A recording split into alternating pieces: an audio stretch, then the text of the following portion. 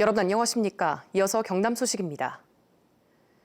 중국에는 창원처럼 정부가 최대 공업단지로 키운 선전이라는 도시가 있습니다. 1980년 중국 최초의 경제특구로 지정돼 가파른 산업 성장을 일군 곳인데요. 그런 선전에 지금은 공장들이 사라졌다고 합니다. 전통 공업도시의 색을 지우고 디지털 스마트 산단으로 발돋움한 선전에 윤경재 기자가 다녀왔습니다.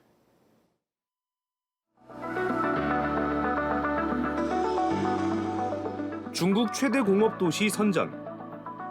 그런데 공업로에 공장이 없습니다. 한때 공장 굴뚝이 빼곡했던 이곳에 지금은 고층 빌딩들이 줄지어섰습니다. 이 자리의 주인공은 이제 스마트, 디지털 기업들입니다.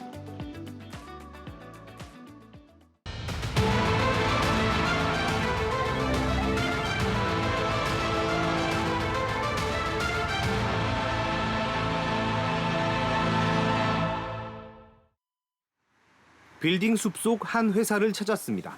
생긴 지 19년 된 이 회사는 직원 200여 명이 기업과 도시의 자동화 시스템을 만들고 있습니다. 1980년 중국 최초 경제특구로 지정된 뒤 노동집약적 경공업 산단으로 중국 경제 성장을 이끌었던 선전은 2000년대 들어 급격히 오른 인건비와 기술력의 한계로 경쟁력을 잃었습니다. 해답은 자동, 디지털화였습니다. 중국 정부는 빠른 성장을 일군 속도의 선전을 혁신의 퀄리티 선전으로 탈바꿈시키겠다고 공언했습니다. 劳动密集型向我们的一个智能制造的一个，就是转型的一个，就是产业提升的一个诉求。所以，那在这种就是急切的需求的情况下的话，就是对于基于我们数字化平台的一个制造业的一个转型升级，就成为了中国的一个制造业的这个新的一个动力吧。 선전에서 비행기로 2시간, 항저우를 찾았습니다. 자동 잠금 장치를 만드는 회사입니다. 공장 안에 사람이 없습니다. 금속 부품을 옮겨 자르고 붙여 완성품을 만들기까지 모든 과정을 로봇이 해냅니다.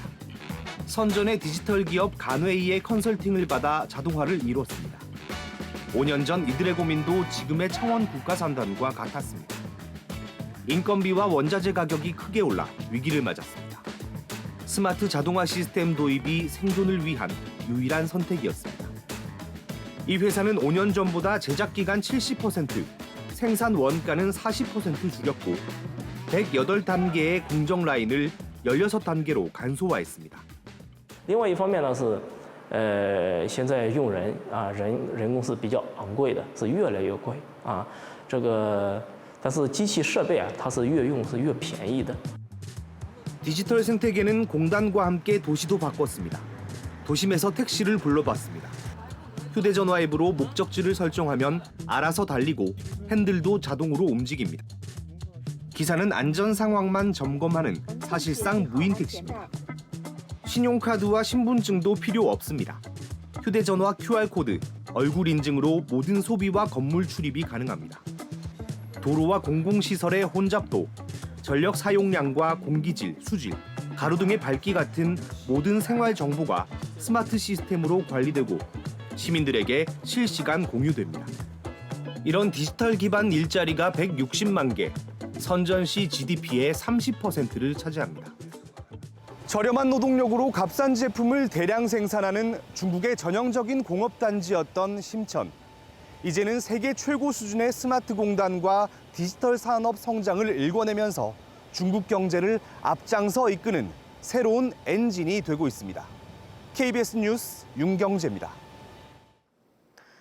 경상남도와 각 자치단체가 올해 8조 8천억 원이 넘는 기업 투자를 유치했다고 성과를 발표했습니다. 하지만 꼼꼼히 따져보니 실제 투자로 이어지지 못한 경우들도 포함돼 있었는데요. 행정의 신뢰를 위해서라도 명확한 검증과 사후 관리가 필요합니다. 송현준 기자가 보도합니다.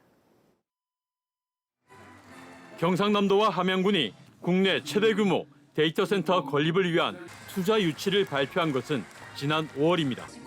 투자 금액만 1조 2천억 원이 넘었습니다. 하지만 KBS 취재 결과 해당 업체의 법인 등기부등본에 나온 사무실은 비어 있었고 건물 자체가 다 비어 있더라고요. 코로나 되고 나서 잘 비었는 거죠. 업체 관계자 설명과 달리 함양군에 현지 사무실도 없었습니다.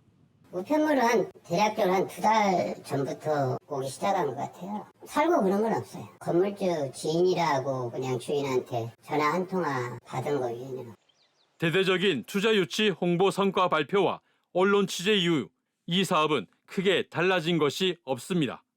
그런데도 경상남도가 발표한 139건 8조 8천억 원이 넘는 올해 투자 유치 실적에는 여전히 진행 중으로 분류돼 있습니다.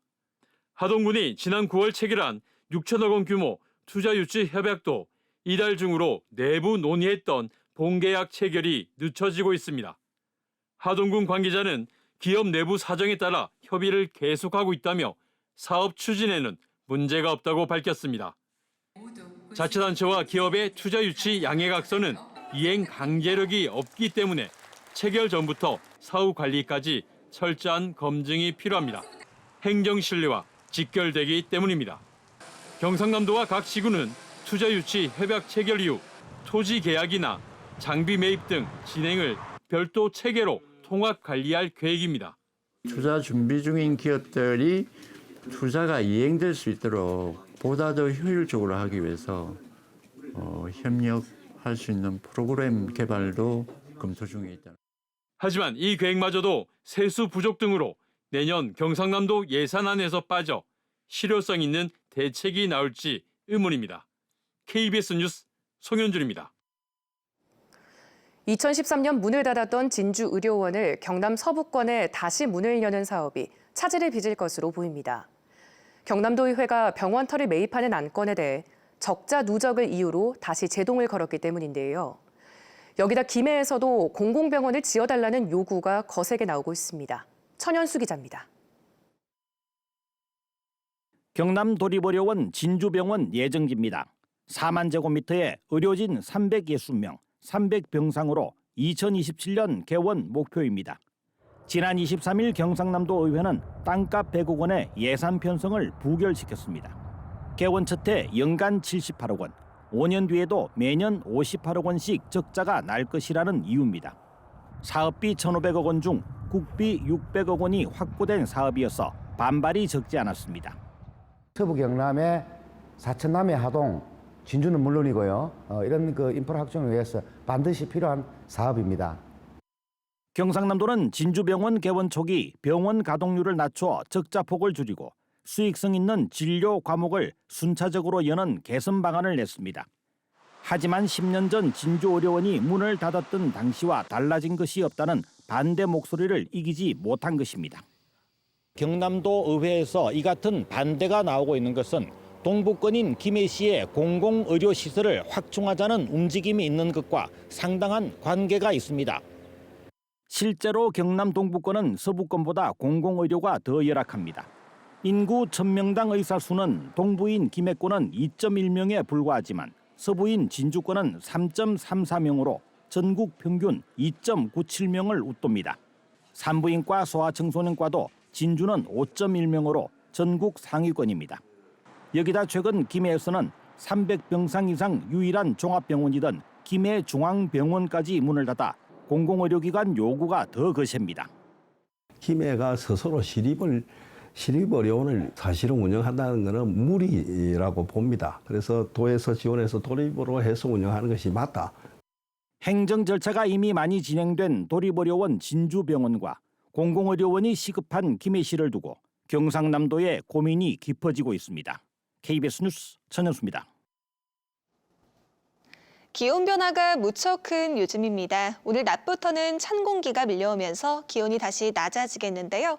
현재 기온 창원이 7도, 거창이 5도를 보이는 등 어제 같은 시각보다 2도가량 높게 출발하고 있지만 한낮에는 창원이 11도, 거창이 7도에 그치면서 예년보다 1에서 4도가량 낮겠습니다.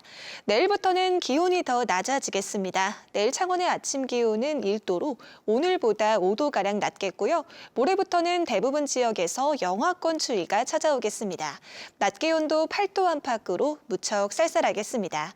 위성 영상 살펴보시면 오늘 우리 지역은 고기압의 영향권에 들면서 대체로 맑은 하늘 드러나겠습니다. 다만 양산에 건조주의보가 내려져 있는 가운데 바람도 무척 강하게 불겠는데요. 산불 등 각종 화재 사고에 각별히 유의해 주셔야겠습니다. 자세한 지역별 기온 살펴보겠습니다. 현재 기온 창원이 7도, 창녕이 4도를 보이고 있습니다. 한낮에는 창원이 11도, 김해가 12도로 어제보다 4에서 5도가량 낮겠습니다. 서부 지역도 진주가 4도, 합천이 8도로 출발하는 아침이고요. 한낮에는 진주가 11도, 합천 10도 예상됩니다. 바다의 물결은 먼바다를 중심으로 풍랑주의보가 내려져 있는 가운데 동해남부 먼바다에서 최고 4m로 매우 거세게 일겠습니다. 당분간 우리 지역은 별다른 비 소식 없이 대체로 맑은 날이 이어지겠습니다. 날씨였습니다. 경상남도 의회가 삼중 수소 분석 장비와 시설 공사비를 추경 예산안에 추가로 포함시켰습니다. 도의회 경제환경위는 지난 24일 경상남도 보건환경연구원 추경 예산안 심사에서 애초 편성되지 않은 삼중수소 분석 장비 등 2개 사업에 3억 1,200만 원을 증액하는 내용의 수정안을 통과시켰습니다.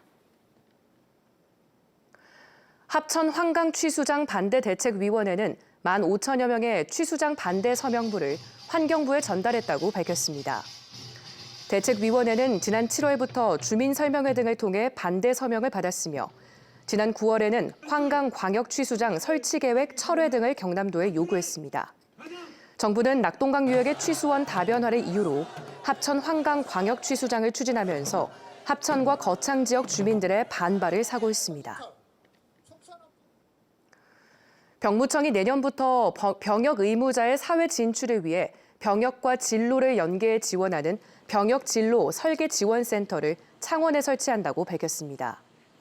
센터는 전문 상담관을 투입해 병역 의무자를 대상으로 적성과 전공에 맞는 군사 특기를 추천하고 전역 이후 취업 복학으로 연계할 수 있는 복무 설계 서비스를 제공합니다.